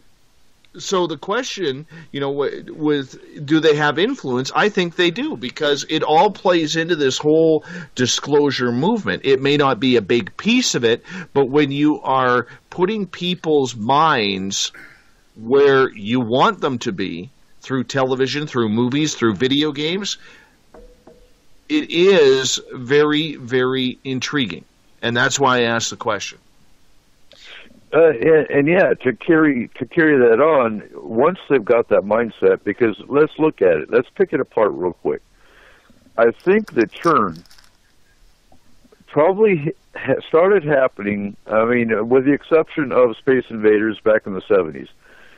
Most of your malevolent movies and video games probably started about the end of the 80s, early 90s, and got worse progressively. Mid-80s. And now you bring in, the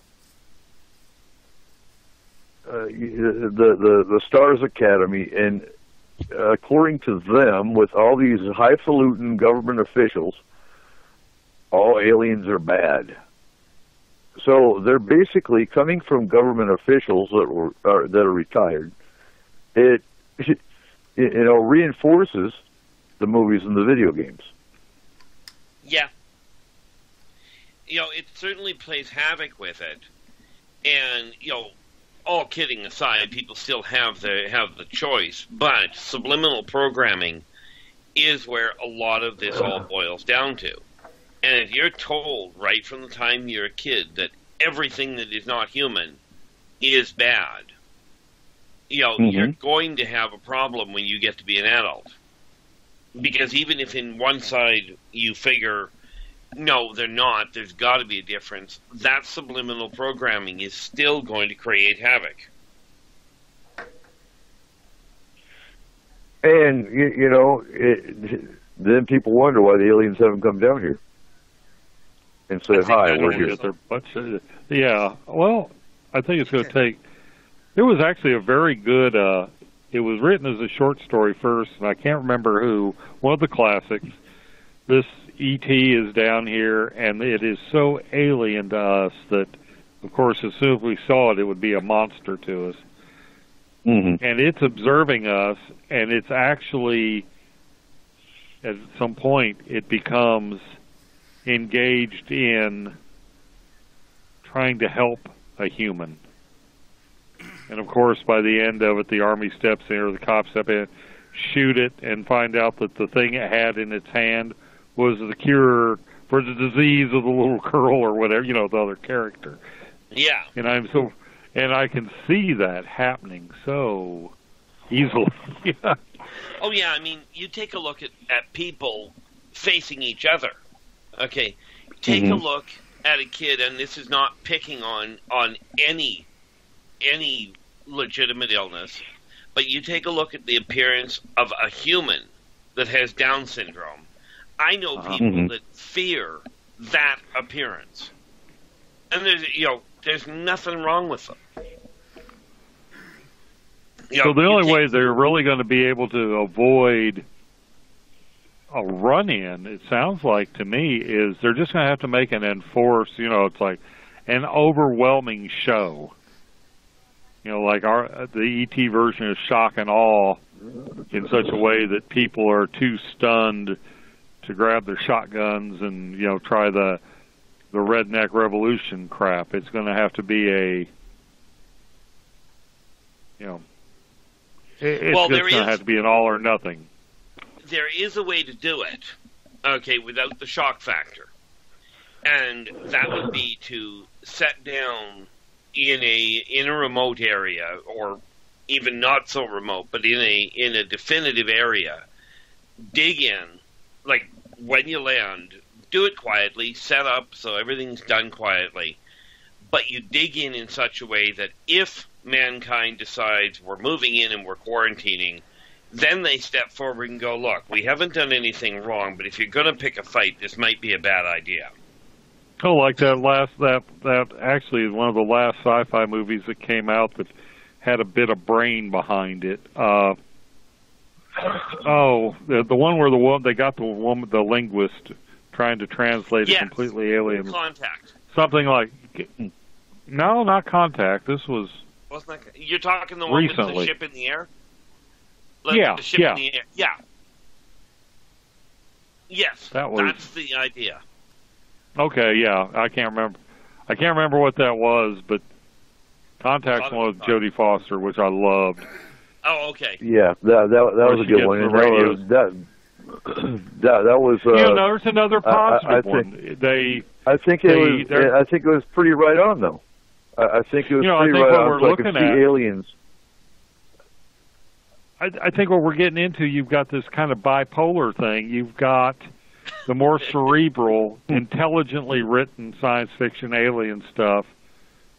Mm-hmm. They're good. The stuff geared for the rednecks and the shoot 'em up Halo aliens are bad. So we've got two different storylines going out there.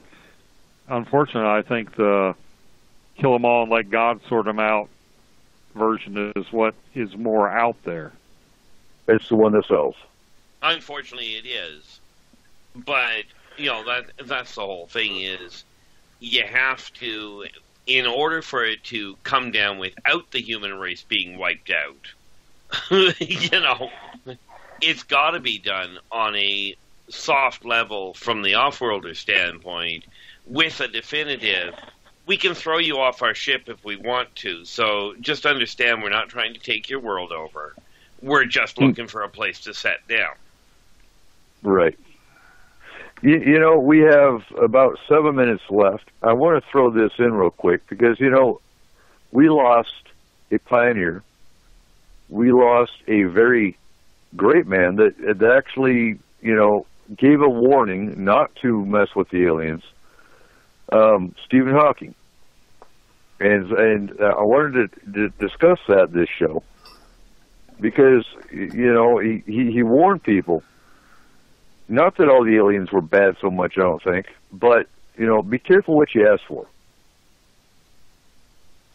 Oh, yeah, so, I loved, talk about a loss of a phenomenal mind.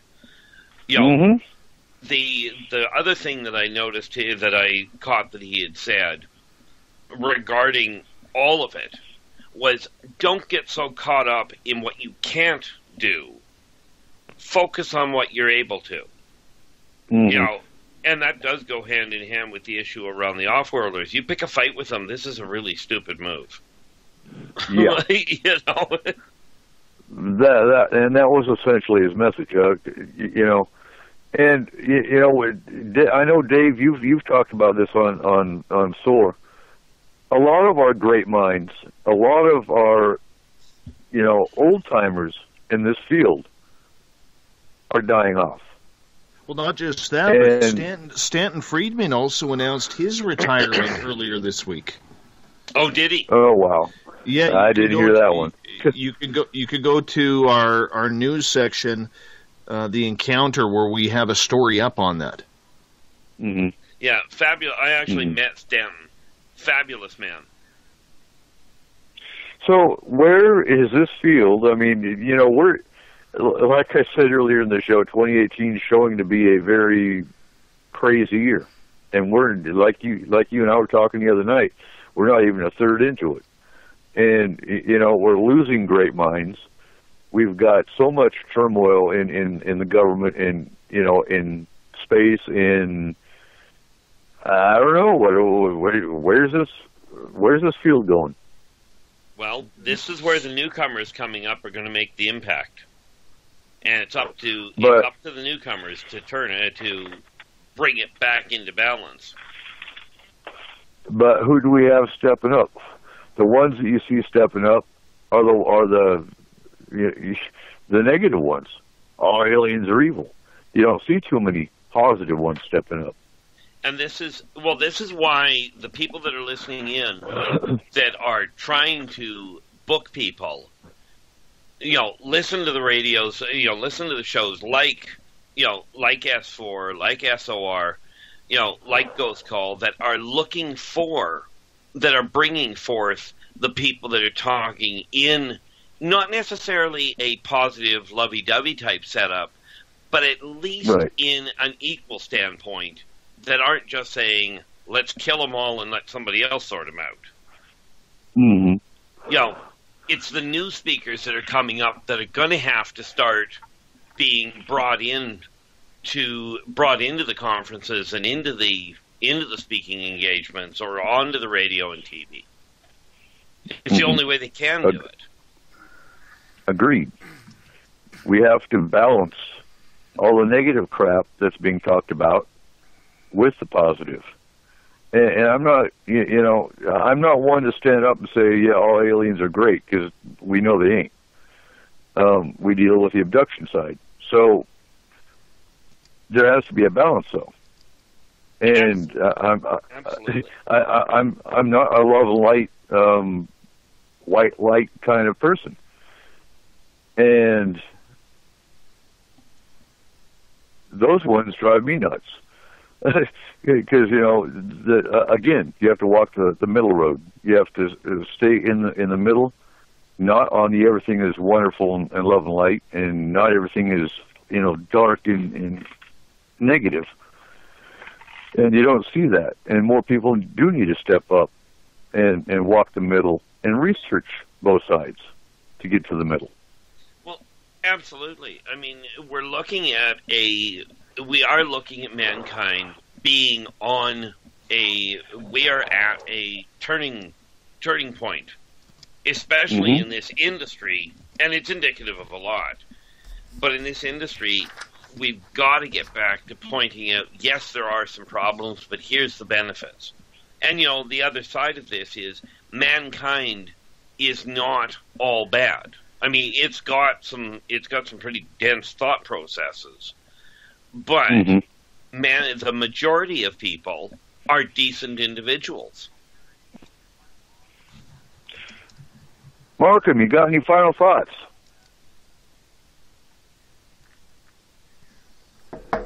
He didn't make Markham it back. with us? Okay, Corey, you got some final thoughts?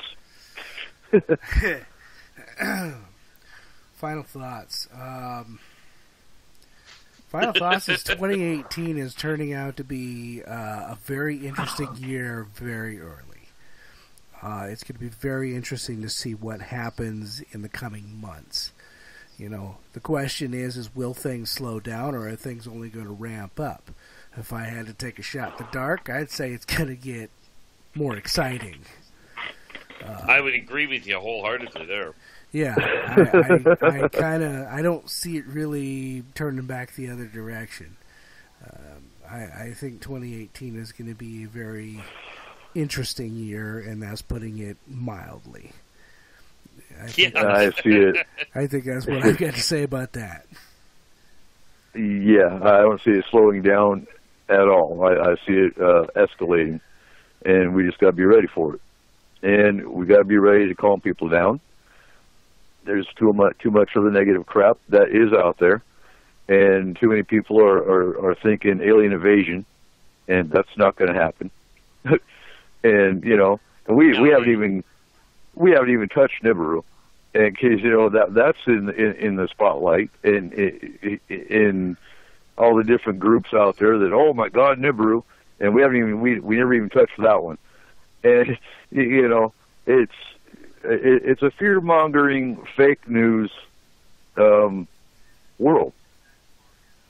Is what it boils down to, and it's again keeping the people calm, and that's what we do, and helping the ones that needed the help. Yeah, the ones that are willing to get the help. Well, they're the ones that find us. We're out there. We're out there all over the place. And the ones that want the help are the ones that come and ask for it. So, again, for any new listeners that haven't found Forest Moon Paranormal, you can find us on Facebook. Just look for Forest Moon Paranormal, and we are here to help you. This is the show and the voice of Forest Moon Paranormal. Dave, any final thoughts?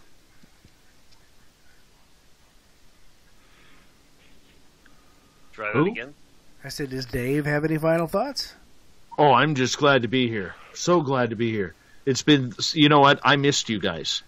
I really missed you guys. You guys are very good friends, and, thank you for allowing me to come on the show. It's always great to talk with everybody in Washington State, that is for sure. It's our pleasure. Thank you. Always fun to have you on the show. All right. Go ahead and take us home, Corey. I can do that. Watch me do it.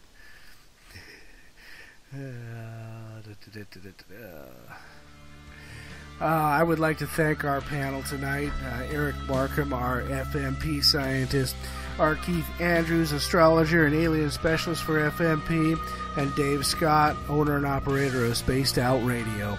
Join us next Saturday at midnight Pacific Standard Time as we have our monthly Forest Moon Paranormal Team Show, where we'll bring members of the team on and we will discuss things that we have encountered in the past month or so, what we look forward to happening with the team here in the future. You can find us on Spreaker.com, SpacedOutRadio.com, and The Fringe FM. I would like to thank all of our listeners, because without you, there is no S4.